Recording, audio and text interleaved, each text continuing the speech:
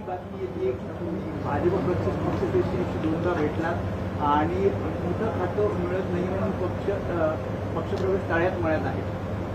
ही चर्चा आधी पण होती की आता पुन्हा एकदा भारतीय जनता पक्षामध्ये प्रवेश करण्यासाठी कोणी मला विचारलेलं नाही ना मी कुणाला विनंती केलेली आहे.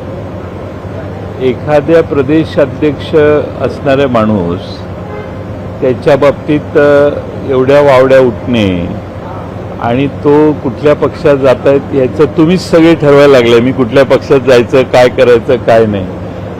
मला आश्चर्य वाटतं की मला आत्ताच माझ्या सहाय्यकाने माहिती पाठवली, बातम्या चालू आहेत की भाजप माझ्याकडेच आहेत, मी वाचूनच दाखवतो तुम्हाला बातम्या. म्हणजे मलाही आश्चर्य वाटायला लागले की किती वेगाने तुम्ही गतिमान आहात. तुम्हीच आमच्यापेक्षा जास्त गतिमान झालेला आहात. पाटलांचं ठरलं पण कशावरून अडलं. जयंत पाटलांचं भाजप प्रवेशावर तळ्यात मळ्यात सुरू असल्याची माहिती, जयंत पाटलांच्या राजीनाम्याची चर्चा सुरू, पाटलांना हवं मंत्रिमंडळातल्या टॉपच्या 5 पैकी 1 खातं सूत्र, सद्यस्थितीत पाटलांना टॉपचं खातं देणं मुख्यमंत्र्यांसाठी कठीण सूत्र, प्रवेशाबाबत जयंत पाटील राज्य भाजप नेतृत्वाची 2दा भेट सूत्र. सूत्र कुठे आहे दाखवा जरा, मला त्या सूत्राकडेच बघायचं जरा. असं कधी असतं का?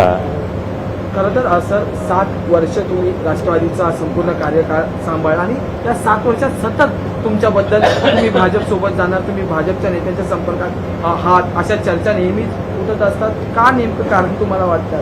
नाही, कारण असं आहे की तुम्ही सगळे इतके बातम्याच्या बाबतीत सेन्सिटिव्ह आहात. कुणी कुणाशी बोललं तरी त्याची बातमी होते आणि एखाद्या साध्या दुसऱ्या कामासाठी कुणी कोणाला भेटलं तरी आपण त्या पराचा कावळा करतो. त्यामुळं अशी कोणतीही परिस्थिती नाही आहे. मी राष्ट्रवादी काँग्रेस शरदचंद्र पवार पक्षाचा आज अध्यक्ष आहे. मी त्या पक्षाचं काम करतोय. शरद पवार साहेबांच्या नेतृत्वाखाली काम करणारे आम्ही कार्यकर्ते आहोत. वारंवार तुम्ही बातम्या, आता मी त्याला डिनाय का करत नाही तर डिनाय न करण्याचं कारण की अशा सारख्याच बातम्या येत असतात. त्यामुळे त्या हळूहळू विरून जातात. त्यामुळे प्रत्येक गोष्ट एखादी बातमी आली की लगेच नाही मी नाही असं कशासाठी सांगायचं. ते तुमची बातमी तुम्ही देतात, तुमची बातमी खरी ठरत नाही. त्यामुळे ते आता तर तुम्ही एवढी जोरात बातमी दिलेली आहात.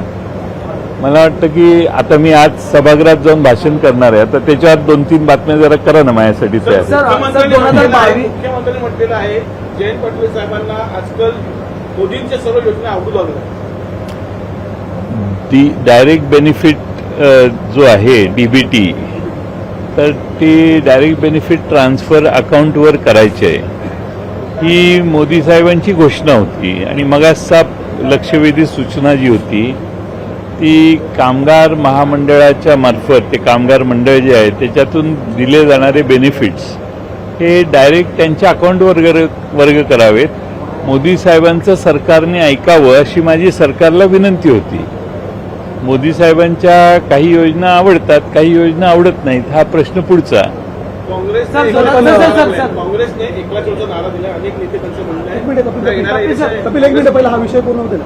2022 सातत्याने तुमच्या अशा प्रकारच्या बातम्या होत्या. तुम्हाला पहिला प्रश्न असा की तुम्हाला बदनामी वाटत नाही. कारण दुसरा प्रश्न, असं जर वृत्त दिलं जाते त्यात तथ्य नाही, ते खोटे आहे, तर अशा वृत्तवाहिन्या किंवा वर्तमानपत्रावर तुम्ही नोटीस बजावणार. असं आहे की जे वृत्तवाहिन्या अशा बातम्या देतात त्यात माझ्या चांगल्या बातम्याही लावतात. माझे त्यांचे चांगले संबंध असतात. उगाच कटुता निर्माण करणं हे योग्य नाही. नंबर 1. नंबर 2, बदनामी होते का? तर बदनामी होते, पण बदनामी बरोबर प्रसिद्धी मिळते. हा दुसराही भाग आहे. नाहीतर लोक विरोधी पक्षातल्या 10 विधानसभेचे सदस्य असणाऱ्या पक्षाच्या अध्यक्षाला एवढं जर महत्त्व देत असतील तर त्या प्रसारमाध्यमांचे आभार मानले पाहिजे. सर 2022ला महाविकास आघाडीचं सरकार गेलं, त्याच्यानंतर राष्ट्रवादी सुद्धा भाजपसोबत गेली आणि त्याच्यानंतर आतापर्यंतच्या काळात भाजपकडून तुम्हाला कधी थेट संपर्क करण्यात आला का? जसं अजित पवार तसं असं काही झालंय का? भाजपने माझ्याशी कधी संपर्क साधलेला नाही. भाजपमध्ये जे अनेक प्रमुख नेते आहेत ते चांगले माझे संबंध आहेत. व्यक्तिगत वैरत्व मी कोणाशी कधी करत नाही. त्यामुळे भाजपच्याशी बोललं कुठल्याही नेत्याशी, मुख्यमंत्र्यांना भेटलं तर त्याचा अर्थ त्या पक्षात जाणार अशी चुकीची पद्धत बातम्या देण्याची जरा महाराष्ट्रात वाढलेली आहे. ती कमी व्हावी एवढीच माझी अपेक्षा. सर काँग्रेसने एकनाथ मगाशी एकनाथ शिंदे नाही भेटलो मी थोड्या वेळापूर्वी.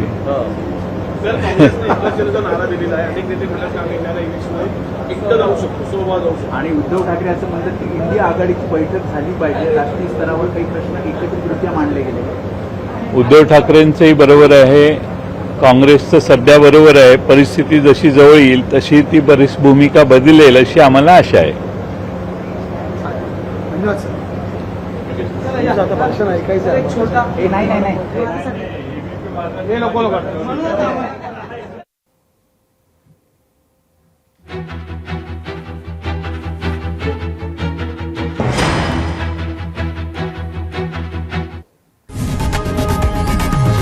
लोकशाही मराठी ऐका, पहा, जागरूक रहा.